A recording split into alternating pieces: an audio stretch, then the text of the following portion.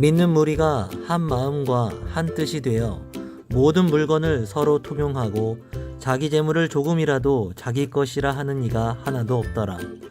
사도들이 큰 권능으로 주 예수의 부활을 증언하니 무리가 큰 은혜를 받아 그 중에 가난한 사람이 없으니 이는 밭과 집 있는 자는 팔아 그 판 것의 값을 가져다가 사도들의 발 앞에 두매 그들이 각 사람의 필요를 따라 나누어 줌이라.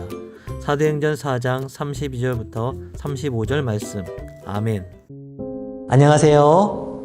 올해 이교구와 청년부를 맡게 된 심상익 목사입니다. 올 한 해 새롭게 역할을 맡게 되었는데요. 맡겨주신 역할에 최선을 다할 수 있도록 성도님들의 기도와 응원을 부탁을 드립니다. 여러분은 초대교회 하면 어떤 것이 생각나시나요? 예수님의 제자들이 복음을 전하는 사도로서 사역하는 모습이 떠오르실 수도 있고, 마가의 다락방에서 성령님의 역사가 시작되었던 그 공동체가 생각날 수도 있을 것 같습니다. 그리고 초대교회를 생각하면서 우리 교회가 정말 초대교회처럼 되었으면 좋겠다 라고 생각하시는 분도 있을 것 같습니다. 오늘 말씀을 보면 초대교회의 좋은 모습 중에 하나가 나오죠.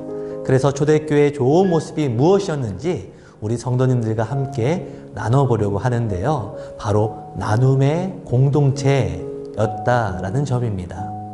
저는 이 나눔이라는 특징이 참으로 중요하다는 생각을 해봅니다. 초대교회는 많은 사람들에게 복음을 전하였고, 사도들을 통해 성령의 역사가 일어남을 통해서 세상에 그 존재를 알리게 되었죠. 그렇게 시작한 이 초대교회가 지금까지 세상 가운데 함께할 수 있었던 것은 바로 나눔의 공동체라는 부분 때문이었어요. 오늘의 말씀을 묵상하면서 저는 지난번 매일 묵상에서 담임 목사님께서 말씀해 주신 그 갈릴리 바다와 사해를 비교하셨던 것이 기억이 났습니다. 작은 바다였지만 물을 흘려보낼 수 있었던 갈릴리 바다와 큰 면적이었지만 물을 그저 수용하기만 했던 사해의 모습이었죠. 물을 흘려보낸 갈릴리 바다는 수많은 생명이 그 안에 살아 있었고, 갈릴리 바다를 통해 수많은 사람들의 생계를 이룰 수 있게 해 주었어요. 그러므로 이 갈릴리 바다야말로 생명력이 있는 그런 곳이었죠. 그러나 그저 물을 수용하기만 했던 사해는 그 큰 면적에도 불구하고 아무것도 살 수 없는 죽음의 장소가 되어버렸죠. 그래서 우리가 이 땅에서 하나님의 백성으로 산다는 것은 그저 하나님의 은혜와 복을 누리는 그런 인생을 위한 것이 아니라 그 받은 복을 내가 속한 지경에서 함께 나눌 수 있는 삶, 바로 은혜의 통로 역할을 감당하는 것이 하나님의 백성으로서의 삶이라는 말씀을 들었습니다. 그런 점에서 오늘의 말씀은 초대교회가 은혜의 통로 역할을 얼마나 잘 감당하고 있었는지 보여주는 모습이에요. 초대교회의 나눔의 모습이 있었다라는 것이죠. 초대교회가 가진 이 나눔의 모습은요, 오늘 본문의 말씀에서뿐만이 아니라 사도행전 2장 42절부터 47절에서도 기록된 것으로 보아 그저 일시적으로 일하는 것이 아니라 계속적으로 진행된 일인 것을 우리는 볼 수가 있습니다. 더군다나 오늘 본문 말씀 32절을 보면 믿는 무리가 한 마음 한 뜻이 되어서 이 나눔의 모습을 행하였음을 기록하고 있는데요.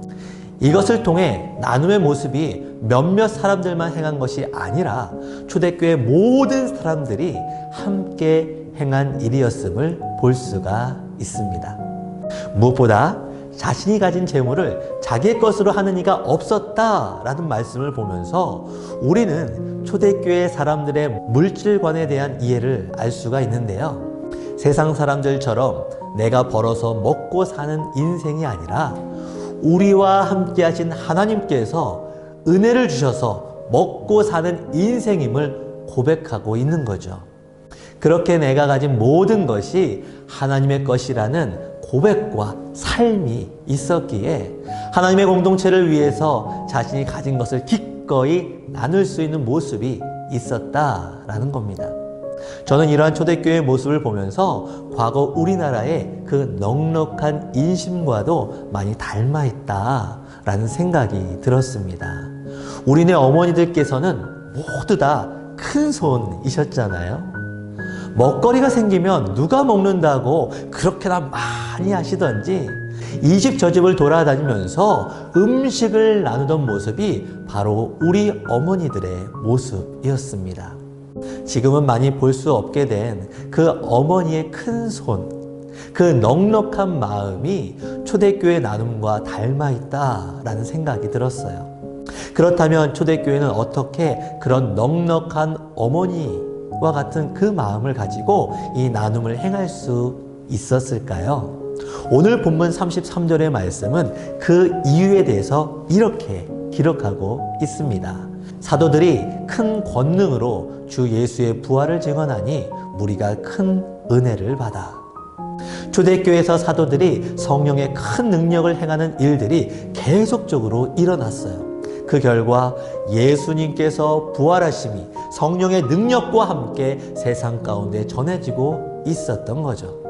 이러한 기쁨의 소식들을 초대교회 성도들이 들을 때마다 우리가 믿는 예수님이야말로 진정한 주님이심을 더욱 확신하게 되었고, 그들의 삶은 날로 날로 큰 은혜가 더해지는 삶이었던 것입니다. 이렇게 공동체 안에 은혜가 가득할 때에 넉넉한 인심도 함께 일어나는 것 아니겠습니까? 그렇게 날마다 은혜가 더해지는 초대교회의 모습은 풍성한 나눔의 삶으로 자연스럽게 이어지게 된 것이죠.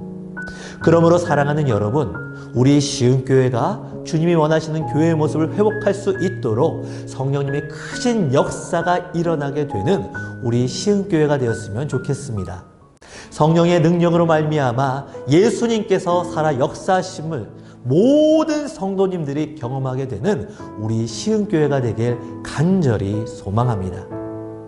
그렇게 교회가 주님의 복음을 전하며 성도님들 안에 기쁨이 가득할 때에 우리 성도님들의 마음 가운데 은혜가 충만하여져서 초대교회와 같이 자신의 것을 아름답게 나누게 되는 섬김의 공동체로 나아가게 될 줄로 믿습니다.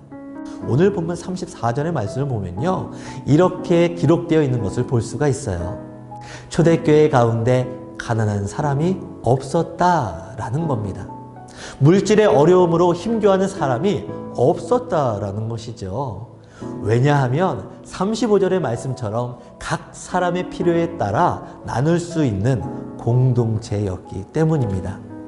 이렇게 하나님의 공동체가 온전히 서갈 때 먹고 사는 걱정과 근심이 사라지고 교회가 하나님께서 원하시는 복음을 증거하는 사역이 더욱 활발하게 이루어질 수가 있었습니다.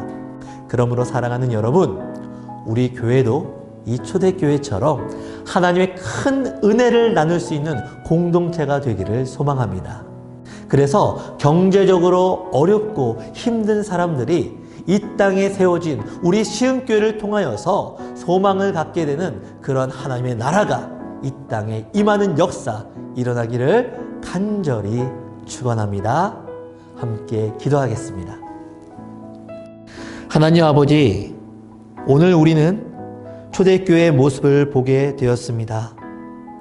하나님께서 주신 바를 자신의 것으로만 여기지 않고 어렵고 힘든 사람들에게 나눠줄 수 있는 모습을 통해서 하나님께서 원하시는 섬김이 아름답게 이루어지고 있었습니다. 그러한 넉넉한 마음은 교회가 성령님의 역사를 경험하고 복음이 아름답게 전해짐을 통해서 하나님의 풍성한 은혜를 경험할 때에 이루어지는 것이라 깨닫게 됩니다. 주님, 우리 교회가 이러한 하나님의 큰 은혜를 받는 교회가 되게 하시고 그 은혜를 함께 나누며 모두가 함께 기뻐하는 공동체 되게 하여 주옵소서. 그리하여 우리 시흥교회를 통하여 이 지역에 힘들고 어려운 이들에게 소망이 되고 기쁨을 줄 수 있는 교회로 세워 주시옵소서. 이 모든 것을 행하게 하시는 예수님의 이름으로 기도합니다. 아멘.